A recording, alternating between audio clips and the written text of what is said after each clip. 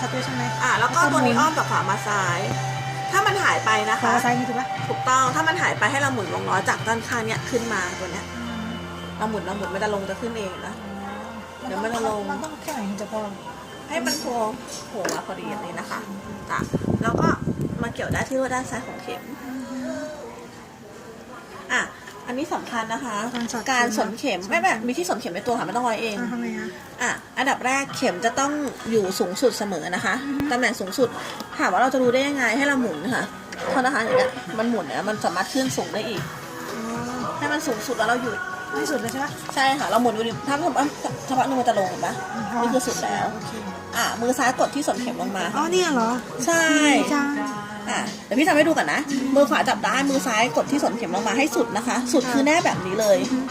แล้วเอานิ้วชี้กดไว้ก่อนนะแล้วคล้องได้จากด้านซ้ายมาด้านขวาโดยไว้ใต้ตัวสีขาวแล้วก็หน้าเข็มแบบนี้นะคะแล้วมือขวาจับได้ไว้มือซ้ายค่อยๆผลักที่สนเข็มไปด้านหลังแล้วมือขวาก็ปล่อยได้เขาก็จะเกี่ยวได้ไปด้านหลังแบบนี้แล้วก็สะกิดมันลงมาเนี่ยค่ะนั่นแหละสะกิดมันลงมาพอเราสะกิดลงมาอันนี้มันเกี่ยวรวดหน้านี้มันไม่ค่อยดีแบบนี้ปุย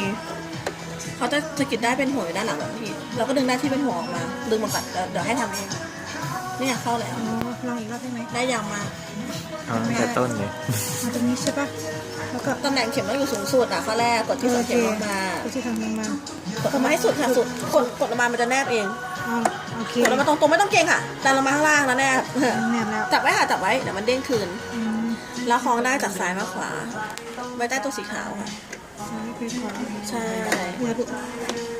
มันทำแรงมันจะพังไหมถ้าพังมันมีตัวเปลี่ยนปะมีค่ะแต่ว่าถ้าทำอย่างถูกต้องมันจะไม่เสียนะโอเค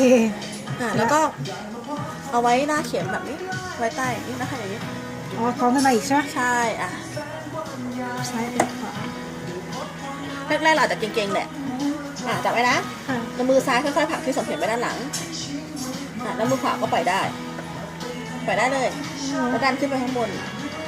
เห็นไหมว่ามันถูกลวดเกี่ยวมาแล้วก็สกิดมันลงมาแล้วก็สุดได้ได้ต้องดึงด้านหลังได้นึกออกมาว่ามีลวดเล็กๆไปเกี่ยวอยู่เดี๋ยวตัวเขาจะซ้ายขวาใช่ไหมคะพอดี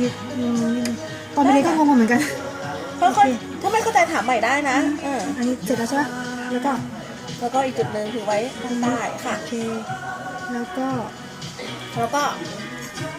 หักตัวนี้ไปด้านหลังหักไปใช่ไหมใช่ค่ะดันไปเลยมือขวาที่เราจับได้อยู่เราก็ปล่อยได้ไปเลยค่ะแล้วก็ดันตัวนี้ขึ้นไปข้างบนเห็นไหมเห็นภาพช้าๆมันติดมันเกี่ยวอยู่เราสกิดมันลงมาค่ะมันคือลวดเกี่ยวได้อะค่ะตัวเนี้ยคือมันจะดันเข้าไปในรูเองใช่ดึงเลยค่ะดึงค่อยๆดึงออกมาใช่ไหมดึงเลยค่ะมันขาด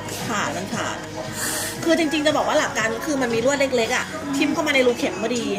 แล้วมันก็ดึงได้ที่อยู่ข้างหน้าเราเนี่ยไปข้างหลังเอาใหม่ไม่ได้แล้วได้แล้วเอาใหม่โอเคเอาใหม่ยัง